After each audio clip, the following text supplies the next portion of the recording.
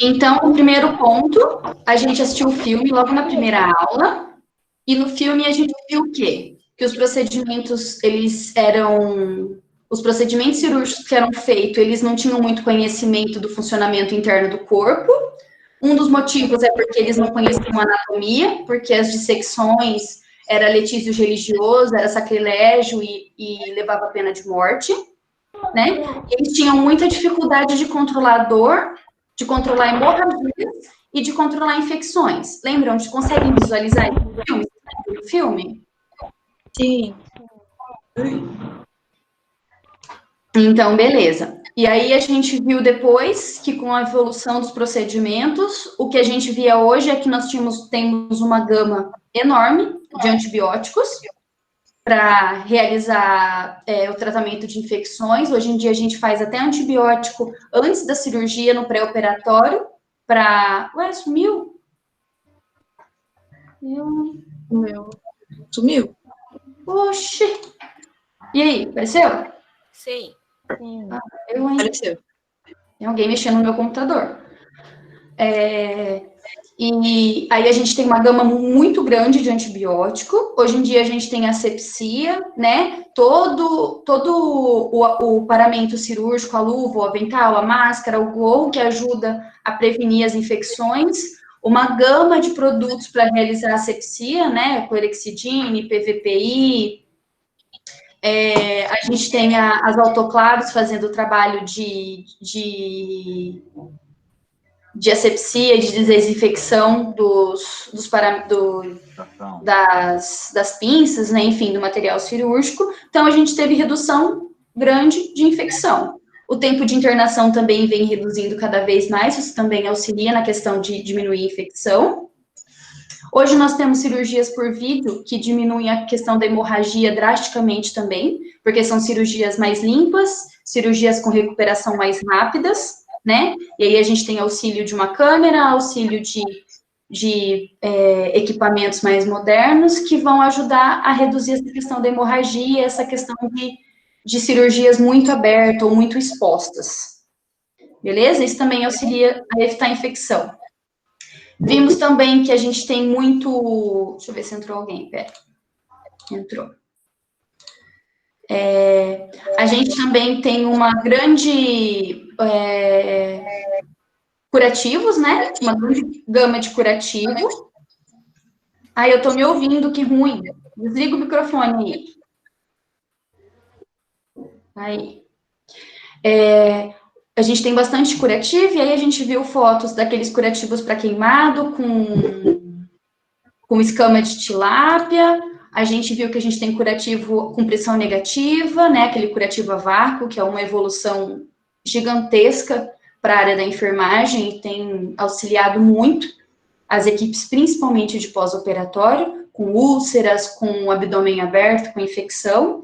E a gente tem o curativo transparente, que vai ajudar a avaliar a questão de flebite, questão de punção venosa, e entre outras várias coisas que a gente tem uma evolução muito grande, inclusive cirurgias robóticas hoje, e aparelhos que acho que nunca foi imaginado que a gente tivesse tanta coisa nova. Alguém quer pontuar alguma coisa nessa parte do conteúdo? Não? Agora pode ligar o microfone. Ai, que silêncio. Tranquilo? Nossa, todo mundo... Acho que não. Acho que ficou silêncio. Tá, quem cala consente, hein? Se cair na prova, vocês se espertem. Tem que jogar no Google. Tá bom. Então, assim, o que eu quero que vocês tenham em mente é a questão do filme, como era muito antigamente, e a questão do hoje. Consigam comparar o quanto essa evolução é importante e o quanto ela alterou a questão da cirurgia durante essa evolução. Beleza? Bem tranquilinho. Acho que essa é a parte mais de boa. Aí a gente vai para o segundo tópico. Tá? O segundo tópico é o maior que a gente viu na questão do pré-operatório. Essa prova que vocês vão ter agora é a prova do primeiro bimestre, então ela vai cair toda a parte de pré-operatório que vocês tiveram. Ok? Vamos falar um pouquinho de pré-operatório, então. Conceito de pré-operatório. Alguém lembra para me dizer qual é o conceito de pré-operatório? O que significa? Onde ele começa e onde ele termina? Ele começa desde o momento que a pessoa sai da cirurgia. Não, o pré-operatório começa na internação e acaba até o final. Domiciliar ela vai. É a tomada da decisão da cirurgia até o paciente ser transferido para a mesa operatória. Isso, Everton, essa é a definição perfeita. É do momento da tomada da decisão da cirurgia. Se eu tomei a decisão de fazer a cirurgia dentro do consultório médico, é ali que dá início o meu pré-operatório. E ele vai até o momento em que o paciente é passado com a maca para dentro do centro cirúrgico. A partir do momento que eu passo a maca naquela portinha lá, a responsabilidade é do transoperatório, é do pessoal lá de dentro.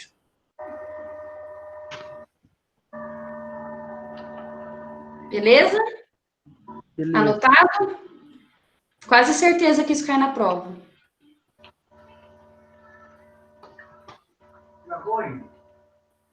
E aí, eu quero que vocês me lembrem qual que é a diferença de pré-operatório imediato e pré-operatório imediato. Isso é importante.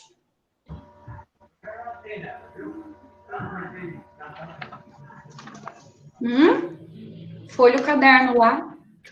Tô aqui olhando aqui, ó. Tô aqui, ó. Vamos lá, como é que é? O imediato é nas primeiras 24 horas? Oi? Repete.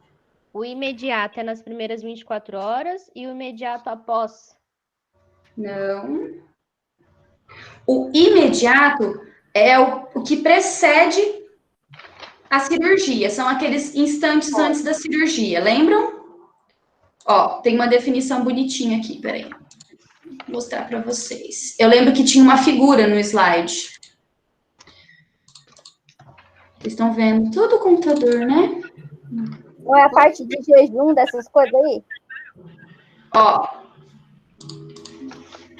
Mediato. Pré-operatório imediato. O cliente é submetido a exames que auxiliam a confirmação do diagnóstico e que vão auxiliar no planejamento cirúrgico, tratamento clínico para diminuir os sintomas e as precauções necessárias para evitar uma complicação pós-operatória. Abrange o período desde a indicação para a cirurgia até o dia anterior da mesma. Isso é o mediato. Aí a gente pode colocar também que inclui o jejum, o uso dos medicamentos, essas coisas do O jejum vai ser o imediato. Aqui, ó. Volta lá um pouquinho. É desde a indicação até o momento da cirurgia? Um dia antes da cirurgia. Desde a indicação até um dia antes da cirurgia. Isso é o mediato. Ah, tá. Ok? Olha lá, eu vou tirar uma foto. Vocês têm esse slide, gente? Eu mandei para vocês. Tem, mas até pegar lá para ler tudo de novo, não dá não.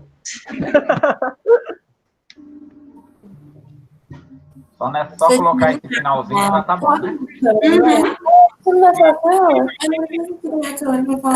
Esse é o imediato, né? Ok? Quero te ver. Professor, Oi. repete, por favor, o imediato de novo. Repita. Em palavras curtas. Oi? Por favor, repita novamente o pré-mediato em palavras curtas, que eu me bananei toda. Pré-operatório mediato. Tá? Abrange o período entre a indicação para a cirurgia até o dia anterior da mesma. Ah, tá. Tá?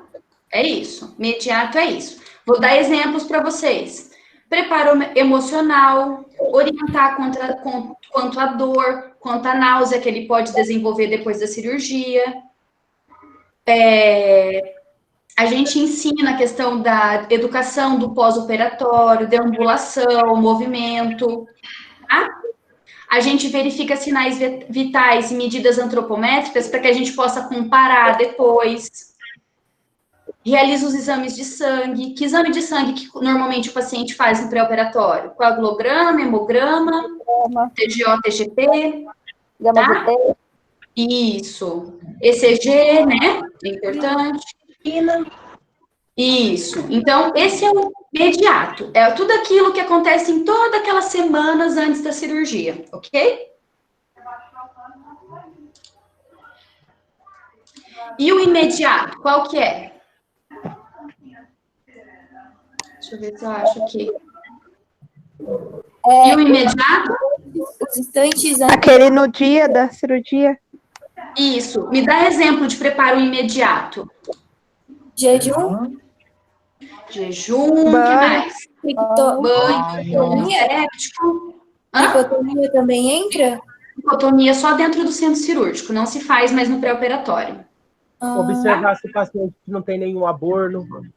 Isso, a questão dos adornos, principalmente dentadura, que é uma coisa que a gente não costuma reparar, né?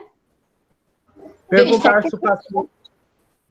se o paciente tomou a medicação no horário certo. Isso.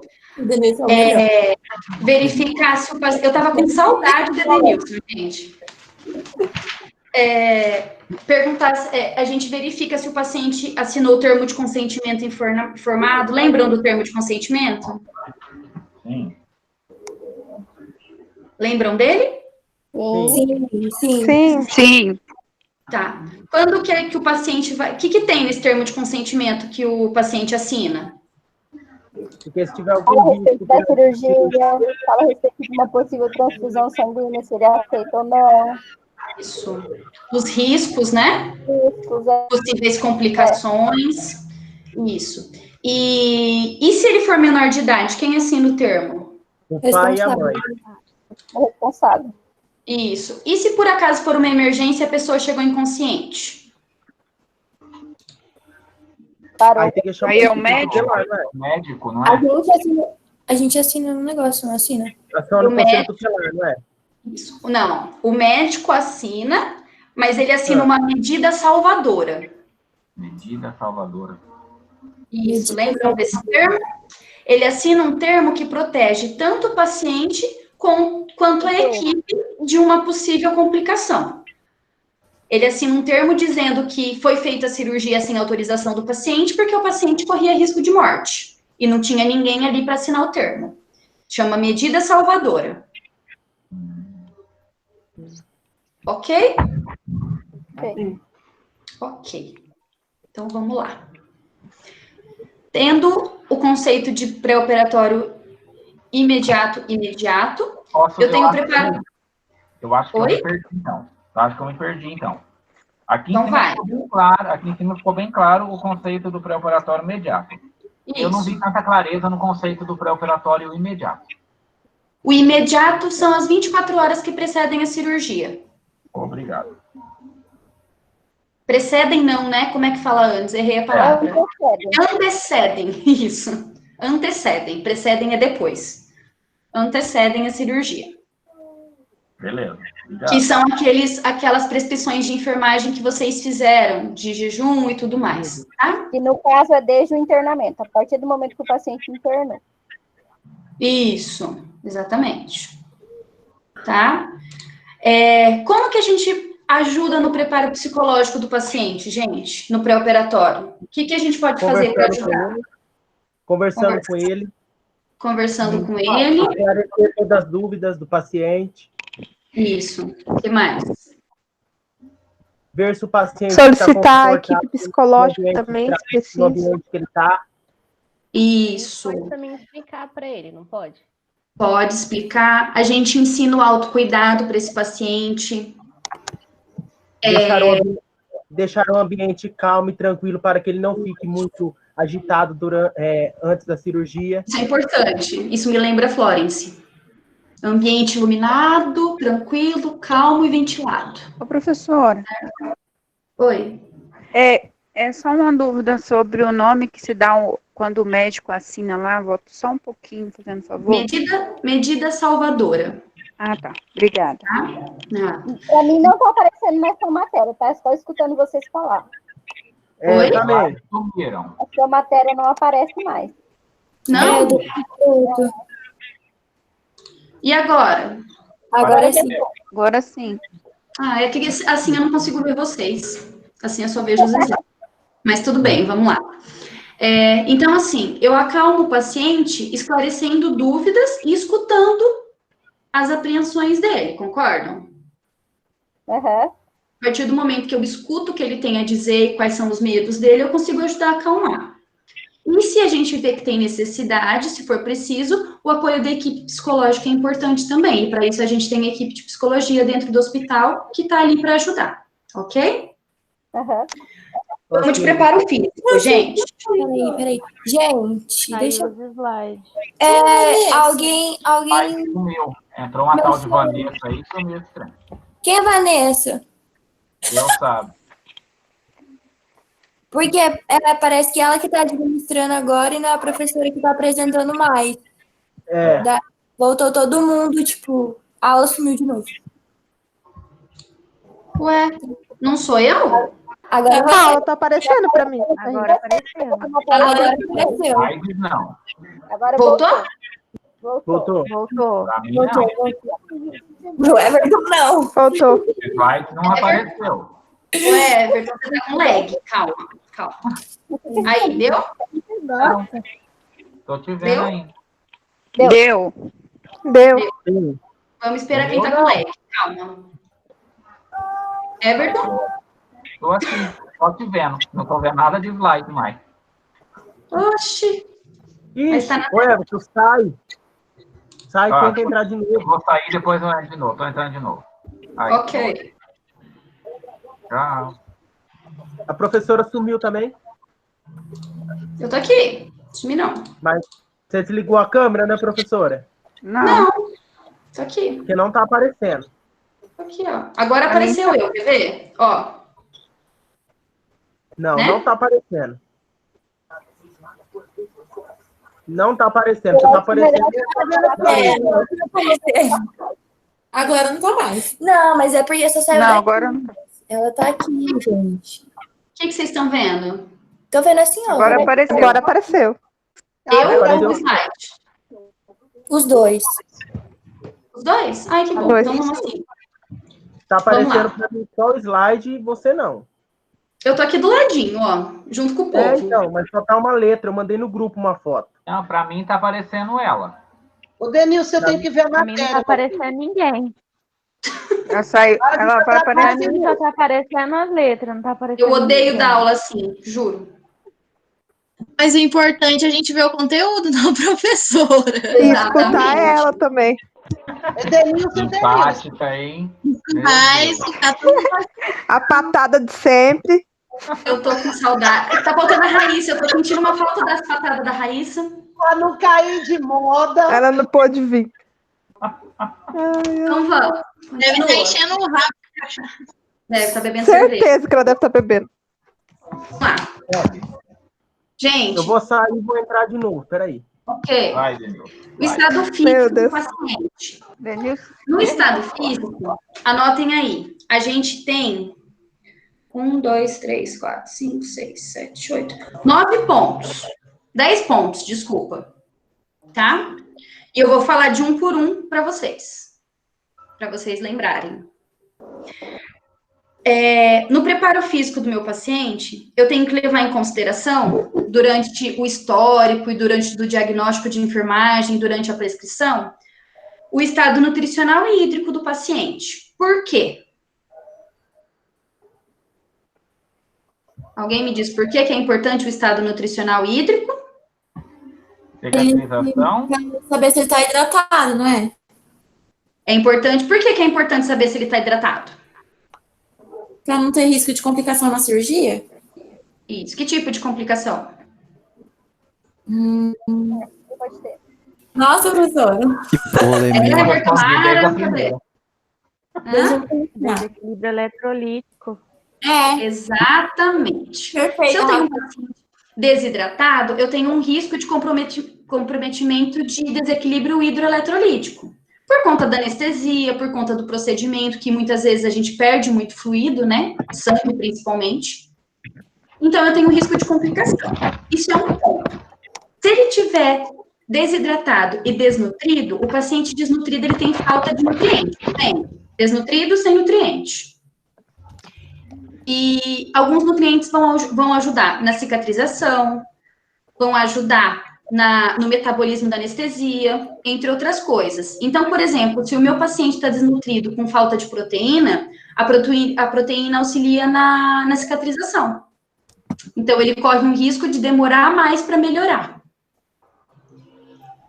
Porque a cicatrização mais lenta. Isso. Por outro lado, eu tenho um grande problema com paciente obeso também. Por quê? Por causa do Gente, a camada de gordura que a gente tem no corpo, quanto maior a camada de gordura, maior o índice de infecção pós-operatória. Ok? Então, eu preciso avaliar o meu paciente com relação à nutrição, porque os extremos podem me causar preocupação. Tanto o obeso, quanto o desnutrido e o desidratado. Tá? Isso na parte nutricional. Everton, você tá anotando? Eu tô. Everton, se eu fosse você, eu cobrar xerox depois. Ó, já foi uma folha e tá indo para outra. Hoje eu vou deixar para você anotar, tá? Depois você manda um coisa. Não pode buscar o caderno para xerocar que tem isolamento social. Não. Manda foto. Manda foto lá. Nas outras lives, eu anoto e passo para ele. Agora, hoje, ele vai... Isso aí, troca. Alguém fora professora já aprendeu a fazer live para as provas? Eu preparo o curso do paciente, no estado nutricional, lá. Vamos lá. Segundo ponto importante na questão do preparo físico, o estado respiratório do paciente. Por quê? Alguém me diz. Para ele não ter uma parada respiratória. Por que ele teria uma parada respiratória? Por quê? Tá na fase do porquê? Por causa da anestesia. É porque é demais, viu? Porque a maioria das substâncias anestésicas, elas podem causar depressão respiratória. Se o meu paciente já tem um problema respiratório e eu tiver uma depressão respiratória, as chances dele ter uma parada são muito maiores, concordam? Uhum. Teve um paciente que parou com a gente quarta-feira por causa disso. É? Cancelou a cirurgia? Não, a gente estava no meio da cirurgia. Ele parou? Parou. E voltou? Uma cirurgia eletiva, voltou. Ai, que bom. Pelo menos isso. Mas ele estava resfriado, alguma coisa? Ela tinha problema cardíaco. Ah, nós vamos falar disso já já. Só que ela precisava operar porque ela estava com uma pedrinha parada bem no canalzinho, na vesícula, bem no colégio. Então não tinha para onde correr, tinha que operar. Entendi. Aí ela parou, ela ficou 3 minutos parada, mas voltou. Ai, credo, deve ter fritado uns neurôniozinhos, hein? Não, pronto, ela tá super bem, respondendo bem, ela tá na UTI, mas tá super bem, tá, já estubou ela hoje, tá respondendo bem, tudo assim. Ai, menos mal. Graças a Deus. Gente, é bem o que a Sara falou. Quando eu tenho um resfriado e eu consigo adiar minha cirurgia, legal, a gente vai adiar e vai fazer quando o paciente tiver com o sistema respiratório mais tranquilo, tá? Se eu tenho um paciente com uma doença crônica, uma asma, uma DPOC, o que acontece? O médico vai pôr na balança e vai ver o quanto o risco do procedimento cirúrgico vale o risco da doença crônica, ok? Então, assim, o que é mais importante? A gente correr o risco de uma cirurgia ou, de repente, deixar de fazer a cirurgia, mas o paciente está correndo risco? E é bem isso que a Sara falou, o paciente precisava fazer a cirurgia, então a gente aceita o risco, né? Encara o risco. É exatamente isso. Isso vai valer para o estado cardíaco também, que é o terceiro ponto. O estado cardíaco é a mesma coisa. O ideal é que ele esteja funcionando perfeitamente bem. Se o paciente tem uma doença crônica no coração, eu vou avaliar custo-benefício. O quanto vale a pena eu operar esse paciente? Por exemplo, será que o médico vai encarar fazer uma cirurgia plástica, estética, numa mulher que tem uma DPOC? Muito provavelmente não, porque o risco é desnecessário para pôr uma prótese, por exemplo. Agora, se for uma cirurgia que é necessária para o melhor funcionar, por exemplo, uma retirada de vesícula, que precisa ser retirada porque senão ela pode causar uma sepse. Aí ele vai colocar na balança e ver se vale a pena fazer. Ok? Uhum. Por que a função... Aí o quarto ponto. Função hepática e renal. Por que é importante? Metabolismo. Metabolismo da anestesia. Exatamente. Biotransformação no fígado e eliminação no rim. Se o meu paciente tem problema renal ou no fígado hepático, o anestesista precisa saber antes para recalcular a questão do anestésico. Porque o meu paciente pode acordar muito rápido ou ficar muito chumbado, como a gente costuma falar no centro cirúrgico, né? A dose anestésica é muito alta, como o metabolismo renal dele não funciona direito, a anestesia acaba durando mais tempo ou acaba deprimindo o paciente, o que não é legal para a gente. Sexto ponto, função endócrina. Por que tem que estar boa? Quando eu penso em função endócrina, eu penso em duas doenças: diabetes e tireoide. E hipotireoidismo. Diabetes por quê? Falem para mim. Por que a diabetes influencia em complicação? Porque pode subir ou baixar a taxa de açúcar do sangue. Exatamente. Pode Por ter conta do jejum antes da cirurgia e por conta da anestesia, o meu paciente pode fazer uma hipoglicemia. Isso é perigoso. E por conta do nervosismo e da ansiedade antes da cirurgia, o meu paciente pode fazer uma hiperglicemia, que também é complicado. Então, o paciente diabético, ele precisa de controle rigoroso de glicemia. No pré-operatório, dentro da sala de cirurgia, logo depois, quando ele sai da cirurgia no pós-operatório, precisa ter controle. Se a glicemia estiver muito alterada, a cirurgia pode até ser cancelada. Pois é, o meu Zé aqui estava com a glicemia bem, entrou, daí foi estabilizando bem. Aí, quando falou assim que ele ia entrar para a sala já, que estava pronto, né, não sei o quê, ele deu no Zezinho aqui, filho, que daí o médico cancelou a cirurgia dele, né? Eu queria morrer dentro do hospital. Tá porque o estresse eleva, né? E mas tem outra... Foi para 500. Tem outra coisa que me preocupa muito no paciente diabético como complicação do pós-operatório. O que é? Risco de lesão. Dificuldade de cicatrização. Isso aí. Extremamente preocupante. O paciente diabético tem dificuldade de cicatrização. E as chances de uma ferida infeccionar é muito grande. Certo? Agora, e o paciente com disfunção de tireoide? Por que ele me preocupa aqui no endócrino? Alguém sabe? Disfunção hormonal? Na verdade, quem tem hipo ou hipertiroidismo tem uma disfunção hormonal. E por quê? Que me preocupa na cirurgia em específico. Na cirurgia? Você quer uma por causa do quê? Ele também pode ter uma parada respiratória? Isso. Mas por que ele pode ter uma parada? Vocês lembram? Eu dei aula de sistema endócrino para vocês. Eu lembro, professor. O paciente que tem hipotireoidismo, normalmente ele desenvolve uma bradicardia natural, que é dele, tá? Então, o paciente que tem hipotireoidismo, ele vai ser bradicárdico fisiologicamente, a frequência cardíaca dele é mais baixa. Então, a chance dele fazer uma depressão respiratória é maior do que o paciente normal, tá? Então, ele precisa fazer, no pré-operatório, exames de tireoide para saber como é que tá. E os sinais vitais também são importantes no pré-operatório para a gente conseguir acompanhar se está muito baixa essa frequência, se está muito alta. Eu falei frequência cardíaca ou respiratória? Respiratória.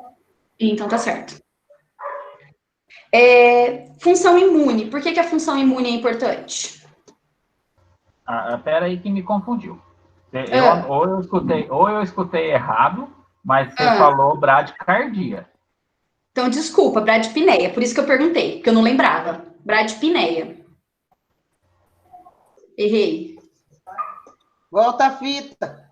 Por isso, eu tô perguntando, porque na turma de segunda-feira, na turma da manhã, eu também falei bradicardia, e eles me corrigiram. Então, eu errei de novo, bradipneia. Certo?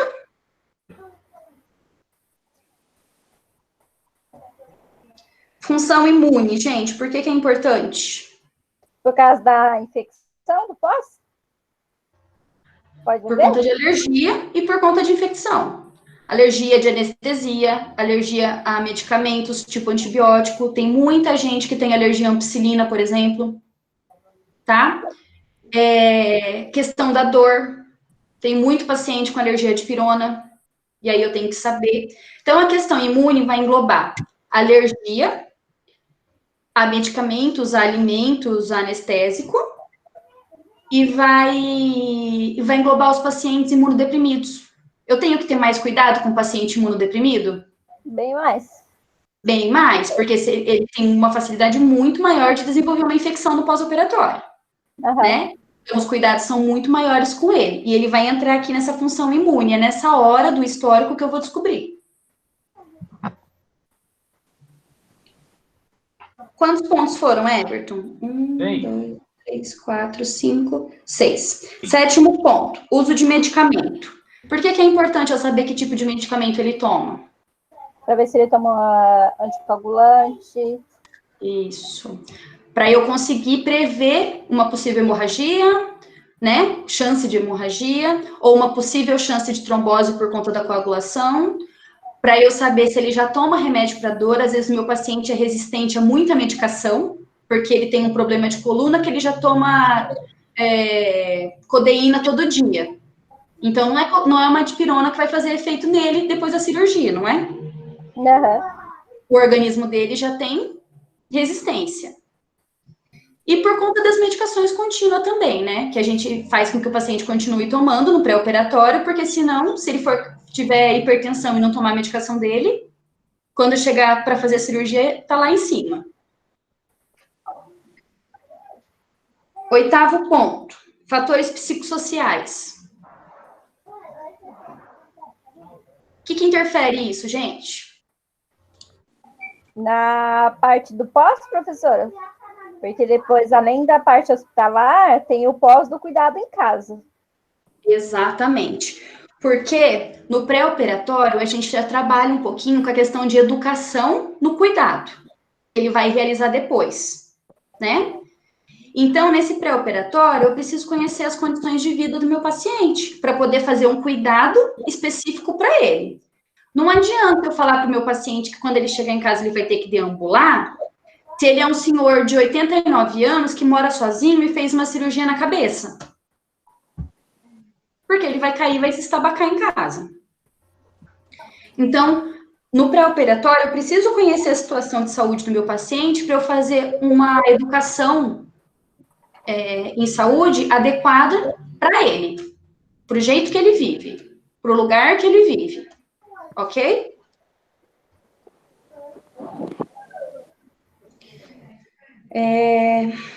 Oitavo, né? Ou nono? Oitavo. Acho que é o nono, né? 1, 2, 3, 4, 5, 7. Agora é o nono. Fatores psicossociais é o 8º. O nono é crenças espirituais e culturais. Por que isso é importante? Eu acho que essa entra a parte de religião. Isso, entra. Questão de respeitar as crenças do meu paciente e respeitar os costumes. Eu tento atender o meu paciente de forma que, assim, no limite do que eu consigo. Se ele quiser pendurar um ramo de alguma coisa na cama dele, lógico que a gente não consegue permitir, porque eu tenho o entrave de infecção, de ambiente estéril e tudo mais, concordam? Mas na medida do possível, o que eu consigo ajudar nessa questão cultural e nessa questão religiosa mesmo, a gente faz alguma coisa, né? Eu brinquei com o pessoal da manhã que isso acontece muito em UTI. A família costuma levar muito santinho de papel, né?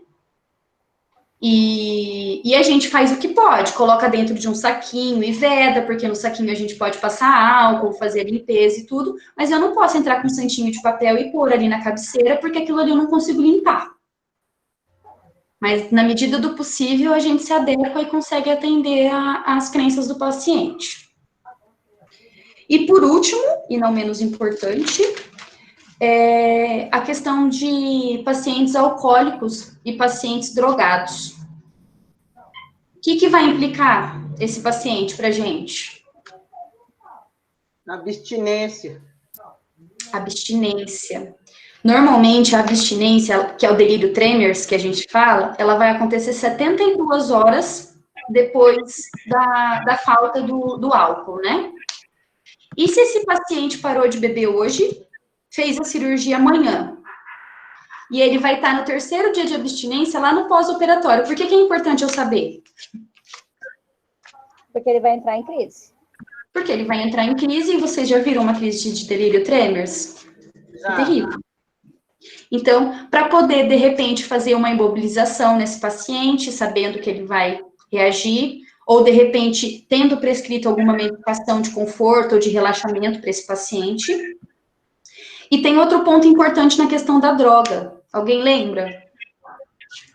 Não. O paciente fica mais agitado. Resistência à droga. Negócio da anestesia lá, absorção, resistência à medicação anestésica. Isso aí. O paciente drogadito, o paciente que usa droga, muitas vezes ele tem uma resistência maior à substância. Então, o anestesista precisa saber que ele é usuário para poder fazer um cálculo, de repente, de uma quantidade maior. Ele é um paciente que vai ter resistência. Então, de repente, ele faz a quantidade normal e o paciente acorda antes, ou o paciente vai agitar. Então, nesse sentido, é importante que a equipe saiba a situação. E por conta de abstinência ali no pré-operatório mesmo, o paciente pode entrar em surto, né, por falta da droga ou por falta da bebida. Pode fugir do hospital também? Pode. Aquele paciente, não sei se vocês lembram que passou na TV, que morreu ali na calçada na frente do HU. Sim, falamos dele ontem. Então, ele, eu não sei a história certinha, mas se eu não me engano é porque ele era alcoólico e ele entrou em crise de abstinência e quis ir embora, e assinou o termo para ir embora, porque ele estava em abstinência. Ele estava aguardando uma cirurgia, se eu não me engano. Vamos supor que esse paciente etílico fez uma cirurgia, e vamos supor, né, que hoje você faz mais, mas antigamente fazia-se muito. E fez uma cirurgia enorme lá de abdômen, vamos dizer assim, né? Sim. Fez um corte bem grande lá. Fez uma divisão bem grande. E ele entrar em delírio tremens. O que vai acontecer com esse homem na cirurgia dele? Vai romper tudo? A gente provavelmente vai sedar ele. Para ele não se mexer e não comprometer a cirurgia. Ele pode ser sedado, né? Assim, normalmente a conduta médica vai ser mais ou menos isso. A gente mantém o paciente acordado, lógico, mas a partir do momento que ele apresenta ameaça para ele mesmo, provavelmente a conduta médica vai ser sedar. Para ele se recuperar sem que ele cause nenhum problema para ele, né? Nenhuma complicação para ele. Então, eu acho que seria a saída, porque mesmo que eu imobilize os braços e as pernas, ele vai se mexer, é uma cirurgia abdominal, né? Não, eles tremem, pulam igual pipoca? Então, provavelmente seria uma sedação, ou uma medicação para tentar tirar ele do delírio, que existem medicações, né, antagonistas, ou uma das duas coisas. Ok? Gente, então são esses 10 pontos no preparo físico do paciente. Tudo bem? Ai, eu tô com calor. Acabou? Não, essa parte sim. Agora a gente vai para o 3º ponto. Que é esse. A gente vai relembrar aquelas classificações. Milene e Lady Dara estão aí? Estão quietinhas? É porque a Milena desligou o microfone para ela ficar falando, professora. É porque a Lady Dara fala mais que a boca. Vou desligar esse negócio, pelo amor de Deus. Desliga. Vamos lá. Gente, classificação cirúrgica, a gente viu vários tipos, ok? E aí eu vou precisar da ajuda de vocês para lembrar de tudo isso, ok? Essa é daquela... grande porte, médio porte? Também. Eu vou relembrar todas as classificações que a gente fez. Primeira classificação que a gente viu foi a classificação quanto à urgência de cirurgia, que é eletiva, urgente e urgência e emergência. Conseguem definir para mim? Quando é a cirurgia eletiva? A eletiva é aquela que o paciente vai para o consultório, passa por todos os exames certinho, e daí é marcada a cirurgia. Isso, tipo, ele pode esperar, ele marca uma data conveniente a ele, certo? Isso. Tranquilo. E uma cirurgia de urgência? A urgência e a emergência eu sempre confundo, mas a urgência é aquela que o paciente vai até no hospital e que ele pode aguardar para ser atendido. Isso. A urgência é aquela cirurgia que precisa ser feita, mas ela não precisa ser feita agora. Só que o paciente precisa ser acompanhado. Eu vou dar um exemplo para vocês. Uma apendicite. De repente, ela não precisa ser feita hoje, mas ela precisa de um acompanhamento para ser feita amanhã ou depois. Entenderam? Ela precisa ser feita logo, mas ela não precisa ser feita agora. Já a cirurgia de emergência é aquela cirurgia que precisa ser feita agora. O paciente chegou e vai para o centro cirúrgico. Ela precisa ser feita. Aí é uma apendicite supurada, por exemplo. Ele precisa... Ou um baleado, um esfaqueado. Um esfaqueado, um TCE, de repente, que está com pressão grande no crânio. São cirurgias que precisam ser feitas. Essa cirurgia de emergência é aquela que às vezes a família não está por perto e o médico pode assinar aquela medida salvadora? Exatamente. É uma cirurgia que o paciente está correndo risco e ele precisa fazer. Ok? Então, ele já entra no hospital para o centro cirúrgico. A urgência eu posso considerar de 24 a 48 horas? Pode. Só que, lembrando que essa cirurgia de urgência, o paciente precisa ser monitorado. Eu não posso falar assim, nós vamos fazer daqui 2 dias, vai para casa. Não, eu interno aquele paciente para acompanhar. Porque vai que ele piora e precisa da emergência. Então, eu acompanho esse paciente. Tá?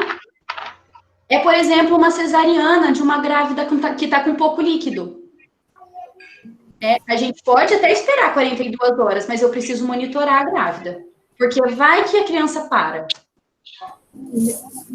Ok? Próxima classificação. Quanto à finalidade, eu quero que vocês estudem muito isso, tá bom? Isso significa que vai cair na prova. Cirurgia. Quando a cirurgia é curativa, gente? Vai curar, vai resolver o problema. Correção? Quando a cirurgia vai curar. Meu paciente entrou doente no centro cirúrgico e saiu sarado. Meu filho falou assim, quando vai curar? Exatamente, muito simples. Teu filho é muito esperto, Gi. Então, é a cirurgia para curar o paciente. Segunda cirurgia, paliativa. Quando eu tenho uma cirurgia paliativa? Alivia, mas não cura. Alivia, mas não Ela alivia a dor, alivia o sofrimento. Ela alivia, mas ela não cura. A cirurgia paliativa ela é uma medida de conforto. Por exemplo, um paciente que usa sonda nasoenteral para alimentação há muito tempo. Ele vai para o centro cirúrgico por uma medida paliativa. Ele faz uma gastrostomia no estômago. Ok? Não vai curar o problema dele. Ele vai continuar comendo pela sonda. Mas ele não vai ter aquele incômodo no nariz, machucando. Ele vai ter uma sonda direto no estômago. É um exemplo de cirurgia paliativa. Eu trago um conforto para o paciente, mas eu não curo ele. Tá tudo preto. Lá sumiu daqui. Tá tudo preto. Sumiu daqui também. Também sumiu. Voltou. Agora veio. Tá. E uma cirurgia diagnóstica? Esclarecer qual é a doença. Biópsia de alguma coisa? Para descobrir o diagnóstico, já diz o nome, né? Então, normalmente, uma cirurgia de laparoscopia, uma videolaparô. É uma cirurgia que eu faço para dar um diagnóstico para o paciente, porque por meio de exame de imagem ou de exame de sangue, eu não consegui dar esse diagnóstico. E uma cirurgia reparadora? Plástica. Pode ser uma... Eu reparo alguma coisa. Reparo um órgão, reparo um tecido, né? É o nome também. É um reparo que eu... Oi? Queimadura entra na reparadora ou não? A queimadura vai entrar na reconstrutora. E aí vai entrar plástica também. Uma E fratura, entra na reconstrução ou na reparadora? Boa pergunta. Eu acho que na reparadora. Porque eu reparo um osso, né? Acho que é também. Eu acho, eu reparo um osso. Eu não reconstruo um osso. A não ser que eu coloque pino. Aí é reconstrutora. Pino, placa, né? E por último, a reconstrutora ou cosmética, que vai entrar a reconstrução de mama, paciente queimado que precisa uma cartilagem, alguma malformação que precisa ser, né? Que pode ser por estética, como uma rinoplastia, ou que pode ser necessária, como uma cirurgia de reconstituição de mama. Essa é a reconstrutora? Isso. De lábio leporino é o quê, professora? Oi? De lábio leporino é o quê? Ela é reconstrutora. Ela é reconstrutora. Construtora? Isso. Reconstrutora. A mais linda, eu acho.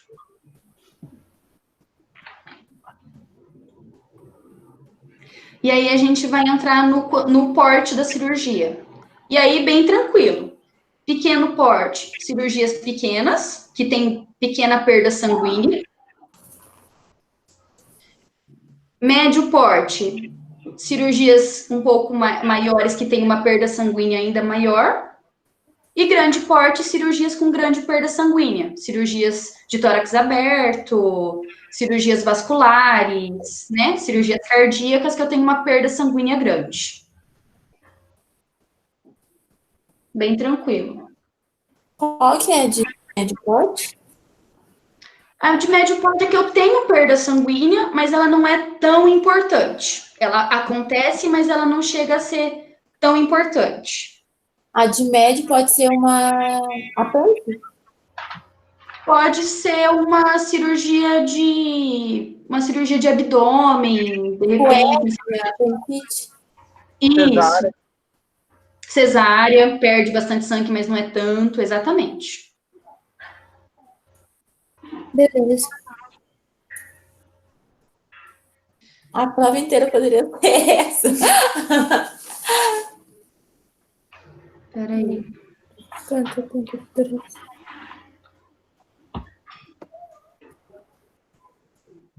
Aí a gente vai ter quanto ao tempo de duração, gente.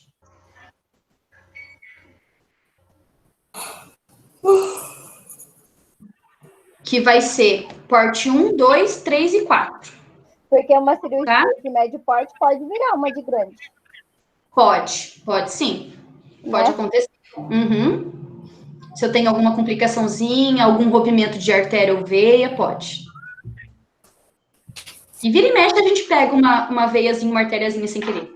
É, igual a cesárea. Cesárea é uma cirurgia de médio. Mas ela pode ter uma hemorragia e transformar de grande. Por conta de algum sangramento. Você seja boazinha nessa prova. Pode deixar. Gente, tempo de duração da cirurgia. Porte 1, até 2 horas. Vai cair na prova? Oi? Essa vai cair na prova, né? A nossa vai cair na prova. Provavelmente. Ó, tá no travesseiro aí. Porte 1, até 2 horas. Porte 2, de 2 a 4 horas. Porte 3, até 6 horas. E porte 4, mais de 6 horas. Professora, de 6 horas pode ser a cirurgia cardíaca, então... Cirurgias de tórax aberto normalmente duram mais de 6 horas. E a quarta, quantas horas, pro? Acima de 6. Então, assim, porque eu lembro que eu fiz essa anotação de slide quando você passou.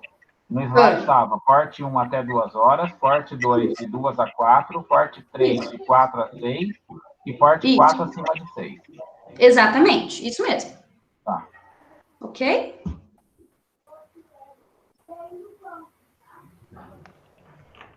E aí, por último, gente, quanto à contaminação cirúrgica. E aí vocês têm no slide também essa questão. É a cirurgia limpa, potencialmente contaminada, contaminada e infectada. E aí vai depender do tipo de cirurgia, tá? Se eu tenho colonização de bactéria... Não.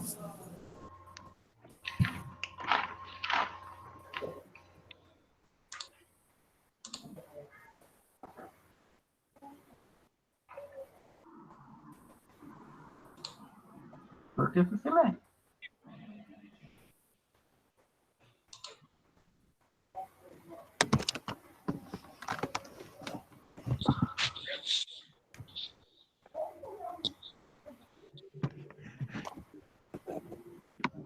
A professora parou de falar ou só eu que não estou escutando mais ela? Não, eu tô aqui. Tô vendo quem tá aqui, quem tá online. Gente, meu cachorro contaminações aqui dá por questão de bactéria, do quê? Colonização de bactéria, tipo de bactéria, local da cirurgia, né? Se é uma cirurgia de ânus, por exemplo, ou uma cirurgia de cabeça, que é mais limpa, né? Se é uma cirurgia de estômago, de intestino. Varizes é limpa. Isso. Sushi, vem aqui. O Sushi veio aqui ajudar na aula.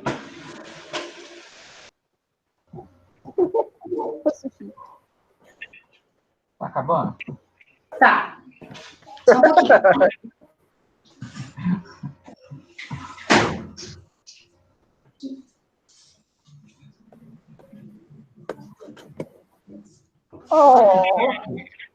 Ô, Márcia, vem cá. Ai, olha lá. Vem cá, olha que fofo. Que lindo. Chorou, professor? Que cara de dó que ele tem. A gente aceita filhote. Ai, meu Deus, que coisa mais fofa. Eu vou olhar na câmera. Já começou. Achei que ele ia destruir tudo, subir na mesa. Não, ele é quietinho. Ele não sabe de onde está. Ai, que lindinho. Ele assusta um pouco. Vai. Quanto tempo ele tem? 5 anos. Nossa, sério? Uhum. Vai fazer 6 agora. Volta lá. Voltamos para aula. Quarto ponto, gente. Avaliação do risco cirúrgico do paciente. Estão vendo o slide? Ok. Ó, o risco cirúrgico vai depender de algumas situações, tá? Vai depender do estado clínico do paciente.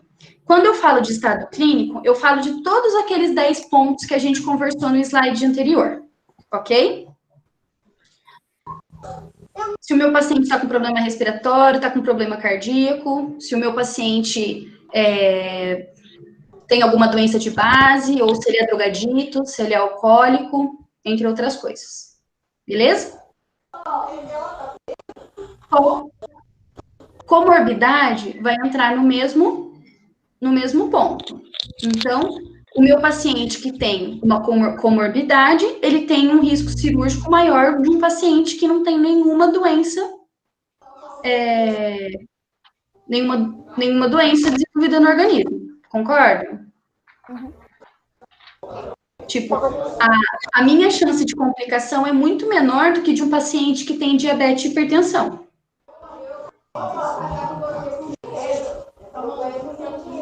Tá acontecendo? Tá brigando. Tô tocando até música no fundo. É a Dani. É a Dani? Vou desligar. Tudo bem, Dani? Tá acontecendo, Dani? São as crianças, né? Ah, é, você tem um monte de irmão, né? São 4. As crianças. Meu Deus. Vamos lá. Então, estado clínico, vão entrar aqueles 10 pontos que a gente comentou. Comorbidade. O paciente que tem qualquer tipo de doença, ele tem um risco maior. Tá? Então, ele tem um risco cirúrgico maior do que um paciente que não tenha comorbidades. A idade é um risco cirúrgico? O paciente que é mais idoso, ele corre um risco maior do que um paciente novo? Sim. Então, quanto mais velho o meu paciente, maior o risco dele ter uma complicação. Porque o metabolismo dele não é tão satisfatório, porque os órgãos dele também já não funcionam 100%, né? Porque a chance dele ter uma comorbidade é muito maior, a gente tem muito paciente idoso com comorbidade. O estado nutricional, a gente já conversou sobre a questão do paciente obeso, do desnutrido e do desidratado. E aí eu trouxe uma informação para vocês, só para vocês terem uma noção. Ó, o meu paciente obeso, que tem uma camada de gordura acima de 3,5 centímetros, ele vai ter um índice de infecção de 20% no pós-cirúrgico. O meu paciente que tem uma camada de gordura menor que 3 centímetros, ele tem um índice de infecção de 6%. Olha a diferença. Por conta de meio centímetro. Tá? Então, o meu paciente obeso, ele tem um risco de complicação e de infecção pós-operatória muito maior. E, por último, a classificação ASA. Vocês já ouviram falar dessa classificação? Não. Não. A Edna não passou para vocês? Não lembro. Essa classificação, se vocês jogarem no Google, classificação A, ó, quer ver? Eu vou abrir aqui para vocês verem. Eu não lembro desse negócio aí, não, classificação A. Eu também não lembro de ter escutado falar dessa asa, não. Rapidinho a gente já providencia para vocês. A única asa aqui é do Edenilson. Ele quer revisão, mas não está anotando nada. Olha lá a folga dele. Deixa eu ver se eu acho um legal. Eu tenho uma bem boa aqui. Deixa eu achar ela para mostrar para você. Edenilson é prevenido. Você acha que ele não vai anotar? Logo o Denilson, nem adotar, até parece. Parece. Ó. Já deu 3 folhas já. Já, gente, essa revisão é supimpa. Vocês vão tirar tudo 10 na prova. Ó. Jesus! Vocês estão enxergando essa tela azul? Claro que não. Não, professora, tá no slide. Tá no slide? Eu não sou míope, mas eu não tô vendo nada. Peraí. Deixa eu pôr meu óculos aqui. Olha o preconceito com os míopes. Ah, desculpa aí, mãe. Eu vou ler para vocês. Classificação ASA, tá? ASA 1 é o paciente saudável. É o paciente que não tem distúrbio fisiológico, não tem distúrbio bioquímico, não é psiquiátrico, é aquele paciente perfeito. Ok? Eu também. Mentira, eu sou um pouco psiquiátrica às vezes. Talvez eu seja, né? Não sei. ASA 2 é o paciente que tem alguma doença sistêmica, mas ela vai ser leve, ela não vai comprometer a atividade normal dele e não vai afetar na cirurgia nem anestesia. Minto, pode afetar, desculpa, vou repetir. É o paciente que tem uma doença sistêmica leve, só que não compromete a atividade normal dele, porém, pode afetar a cirurgia. O ASA 3 Peraí. um paciente... Pera. Eu me perdi aqui, peraí, que eu tô copiando. Paciente, doença sistêmica.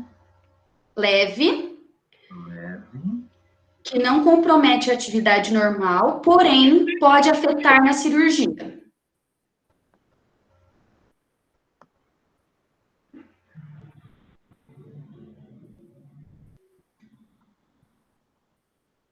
Posso falar o 3? Pode.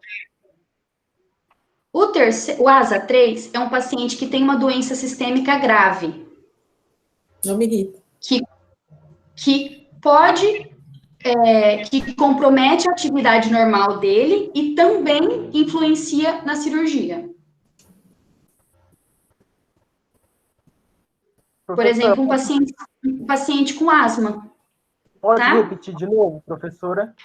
É um paciente com uma doença sistêmica grave que compromete a atividade normal dele e a cirurgia. Asma é um exemplo, ok? Compromete o estilo de vida da pessoa, os hábitos diários, e também pode impactar na cirurgia dele.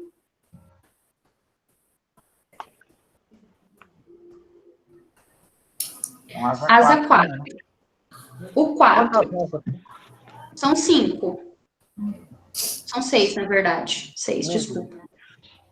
O 4. O paciente tem uma doença sistêmica grave, potencialmente letal. E que tem grande impacto na cirurgia.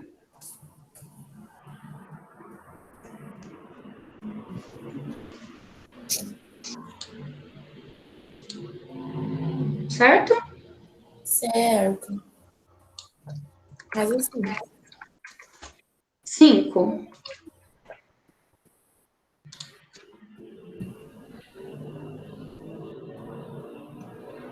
O 5 é um paciente moribundo, de difícil sobrevivência por mais de 24 horas sem a cirurgia. Com difícil sobrevivência? Difícil sobrevivência por 24 horas, com ou sem cirurgia. É aquele que tá lascado mesmo. Hoje Deus leva. É o que Deus quiser aqui. Ok? Ok. E o ASA 6 é o paciente doador de órgãos. É o paciente doador de órgãos, né? A cirurgia de captação de órgãos. Como é que é? Captação. Não é capacitação. Captação. Desculpa. Captação. Captação de órgãos. Ah, tá, entendi tudo. Doador. Capacitação é outra coisa. Doador. A gente vai capacitar os órgãos, eles vão virar pós.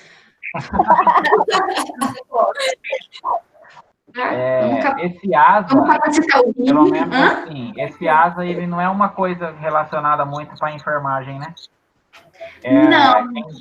Quem dá o asa dentro da sala cirúrgica é o anestesista, né? Isso, exatamente. Mas é bom que vocês conheçam, tá? E aí, por último, aquela parte que vocês adoram. Nossa, alegria. Tinha que ter, né? Não vai ter na prova SAI, não, né? Não sei. Imagina, vai ser a primeira questão. Gente, sobre a SAI, eu quero ouvir um pouquinho de vocês a respeito dos seminários que vocês prepararam. Sangue do cordeiro. Que seminário? Não, eu quero saber o seguinte.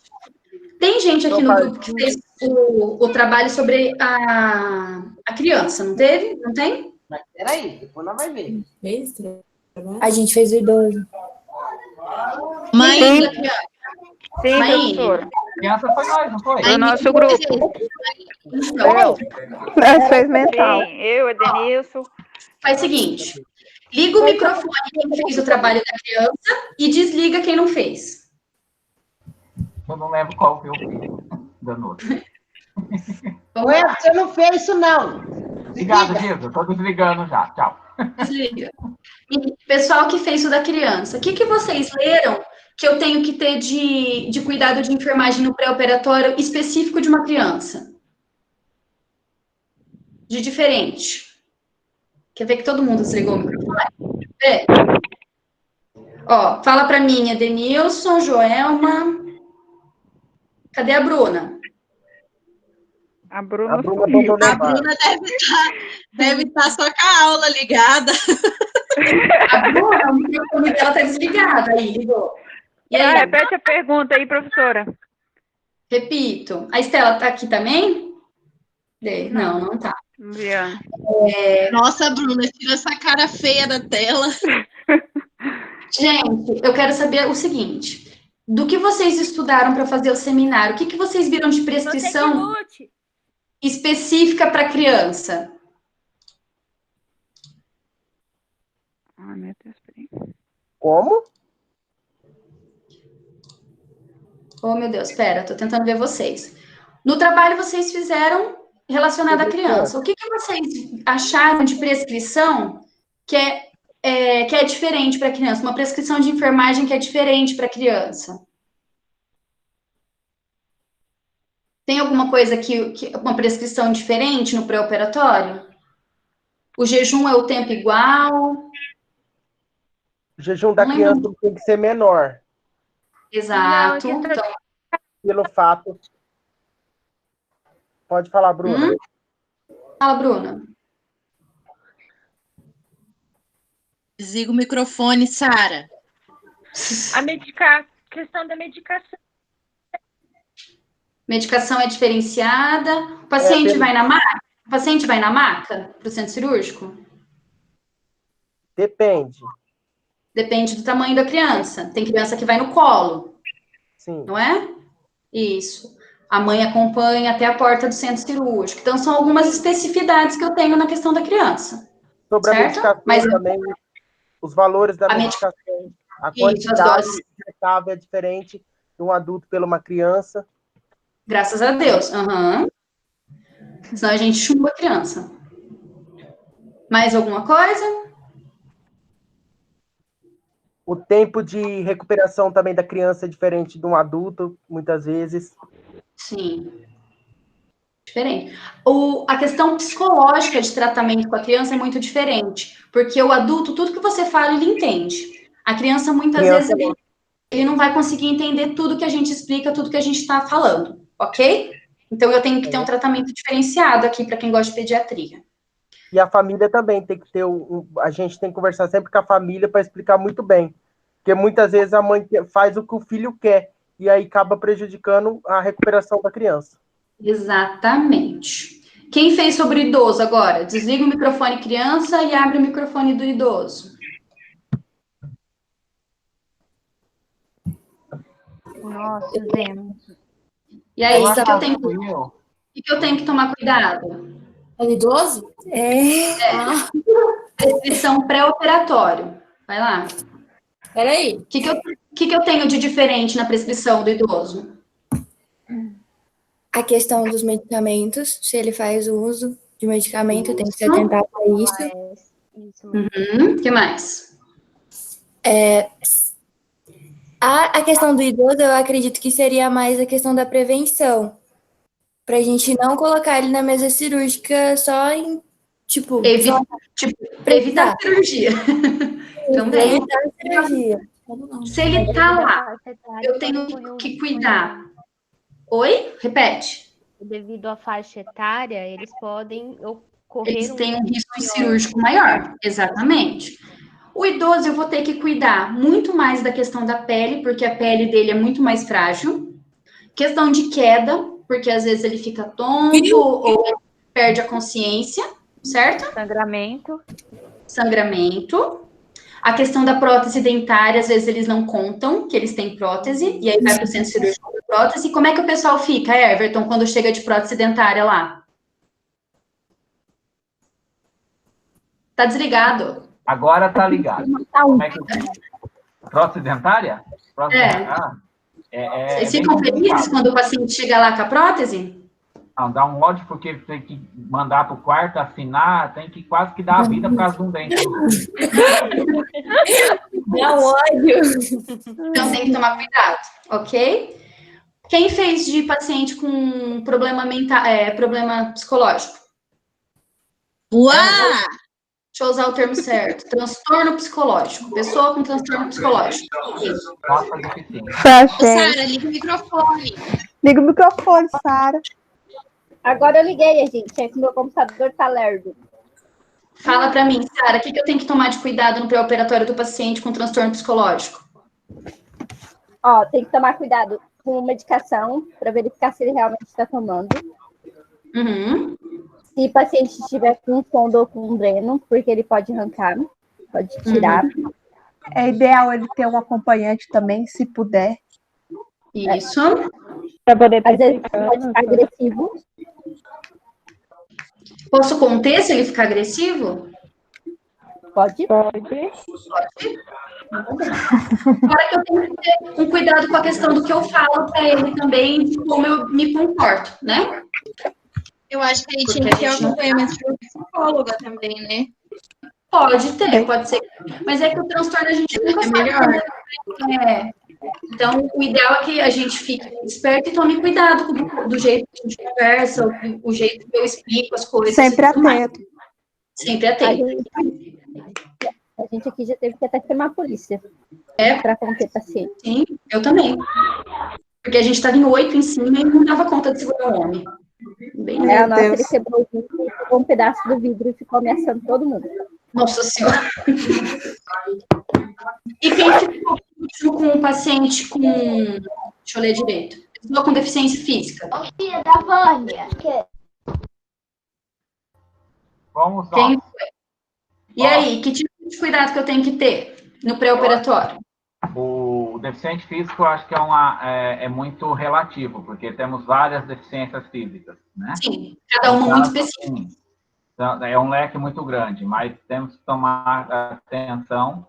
O paciente em internamento, nunca ficar sozinho, sempre ter, né, um acompanhante que possa ser de extrema confiança do paciente, porque o deficiente físico, ele acaba não tendo, né, muito confiando em muitas pessoas. Então, assim, temos que ter uma pessoa de extrema confiança, cuidados se for um paciente paraplégico, tetraplégico, com cuidados com a questão de banho, com a questão de mudança de decúbito, né? Pré, trans e pós-operatório. Mais. Esse ponto, Everton, eu acho importante porque eu posso dar um exemplo para vocês. Quando eu pego um paciente que tem paralisia cerebral, por exemplo, e ele tem uma rigidez muito grande no corpo, eu tenho que respeitar a rigidez do corpo dele, para pôr na maca, para posicionar, para mudar o decúbito, de um jeito que ele fique confortável. Porque não adianta eu querer, por exemplo, esticar a perna de um paciente que tem rigidez muscular. Ele não estica e ele vai sentir dor. Então, é bem isso que você falou, tomar cuidado nessa questão de mudança de decúbito, de posicionamento. Isso é importante nos pacientes que têm paraplegia, tetraplegia ou até nos que têm rigidez muscular. Paciente de AVC, né? Paciente com... Nossa, gente. Depois do AVC, que fica com algum comprometimento, né? Sequelado. Exatamente. E tomar cuidado com esse paciente, porque às vezes ele para de sentir um lado do corpo e às vezes ele deita em cima de uma sonda ou ele deita em cima de um membro e ele não vai sentir dor. E aí, quando a gente vê, de repente, está machucado, lesionado a pele, e ele é um paciente que não vai reclamar. Isso é uma coisa... Mais alguma coisa? Não? Beleza. O último ponto que eu quero trabalhar com vocês para finalizar é a respeito do estudo de caso que a gente fez. Na última aula, né? O estudo de caso. Ficou alguma dúvida? Se eu der um estudo de caso para vocês, vocês conseguem fazer o diagnóstico e fazer uma prescrição de enfermagem bacana? Ficou tranquilo para vocês fazer isso? Não que vai acontecer, gente. Não que vai acontecer. Tá pronto. Professora, eu não achei tranquilo, não. Eu também não. Não é tranquilo. Eu também não achei tranquilo, não. Não, é porque a gente não aprendeu o site. Mas aí, né, nós temos um problema. Mas assim, vocês, com dificuldade, vocês conseguem fazer, porque eu achei muito bom o que vocês fizeram. Mas é muito difícil. O diagnóstico é mais difícil. É muito difícil. A prescrição é mais fácil. Esse relacionar paciente, estudo de caso com o diagnóstico e fazer uma prescrição, vocês entenderam? Sim. Sim, né? Eu não vou dar na prova, eu tô brincando, tá? Mas eu quero que vocês tenham essa noção, tá? A prescrição, professora, é fácil de você fazer. O difícil é você procurar na SAI o diagnóstico para... Não, mas quando vocês forem trabalhar na área, gente, ninguém fica com o livro embaixo do braço. Aquilo é natural. Vai ficando natural para vocês, mas com o tempo, não é agora. Ok? Gente, então é o seguinte. Eu acho que de revisão, isso que a gente fez agora tá bacana. Eu vou colocar esse vídeo no AVA, e como atividade dessa semana, eu vou colocar um roteiro de estudos que tem, eu acho que 13 ou 14 questões. Dessas 13 e 14, 6 estão na prova. Ok? Então, realizem o roteiro, enviem pelo AVA lá, né, naquele modelo que vocês estão acostumados. Eu vou dar a notinha da semana para vocês, e vocês já vão estar mais do que estudados para a prova. O professor, o roteiro... Tarefa ou como fórum? Como tarefa, tá? Professor, porque vocês já iam fazer o roteiro de qualquer forma, então já fica como tarefa, vocês já estudam e já fazem a atividade da semana. Na sexta que vem, é a semana da prova, então não tem aula. Mas, se vocês precisarem, no horário da aula, eu abro uma live para tirar dúvida, ok? Professora... Não adianta abrir o roteiro e fazer a pergunta do roteiro para mim, que eu não vou responder. É dúvida aleatória do conteúdo. Fala, Edenilson. Professor, o roteiro você vai colocar no AVA ou você vai mandar por e-mail para a gente? Vou pôr no AVA, naquele tarefa. Vai colocar no AVA, oh meu Deus. Ô, professora, dúvida, sem paciência. Professora, deixa eu falar. Manda no e-mail também, sabe por quê? Porque hoje travou. A faculdade vai estar usando esse sistema. Já pensou se der um piripaque? Tá. Deixa eu confirmar o e-mail de vocês, então. Por favor. Peraí. Porque sabe por quê, professora? Alguma coisa, pelo menos a gente está estudando. Tá. Ô, Everton, o e-mail de vocês é SMG Enfermagem 2017? Isso. Ok, mando sim. Tá? Talvez eu não consiga postar tudo hoje, gente, porque esse vídeo que a gente está gravando, ele demora horrores para carregar no YouTube. Mas até amanhã ele já vai estar no sistema, tá bom? Beleza. Tranquilo? Querem falar alguma coisa? Querem perguntar alguma coisa?